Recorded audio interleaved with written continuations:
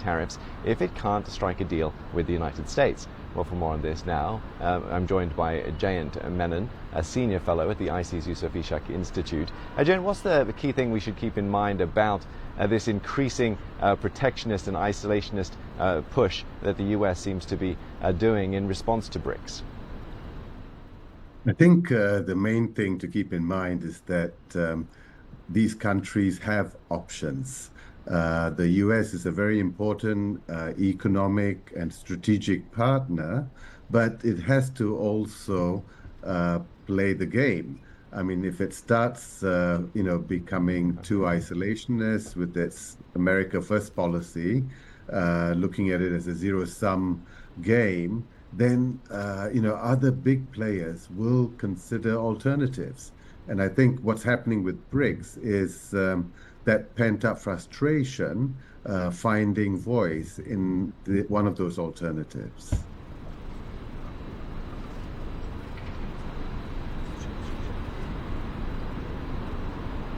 Jayant, I'm having a bit of trouble hearing you from my end, but just to get your thoughts on BRICS and what you're looking out for going forward, given that so many of these nations that are involved in it are actually here in China this week. Yeah, so I think this is still early days in forming stronger alliances. The big change, of course, is the rapprochement between India and China.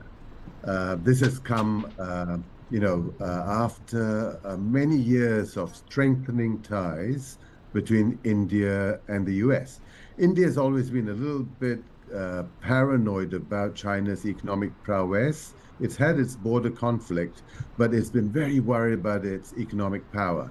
And this is why it pulled out at the 11th hour out of RCEP, the Regional Comprehensive Economic Partnership, the largest free trade agreement in the world. So I think this is changing now, but slowly. It's going to be a gradual shift.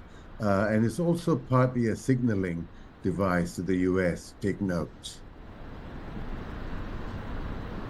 And Jay, just very quickly on the de-dollarization and to get your thoughts on that, is there any potential that they could gain more meaningful momentum?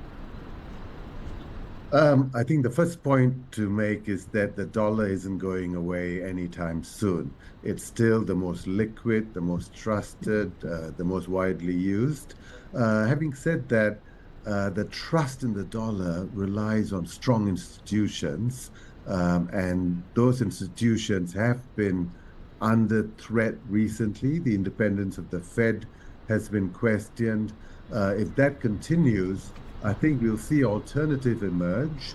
Yeah, Jane, I'm afraid we're out of time. I'm going to have to stop you there mid-flow, but thank you very much for sharing your thoughts with us today. Jane Menon there from the IC's Yusof Ishak Institute.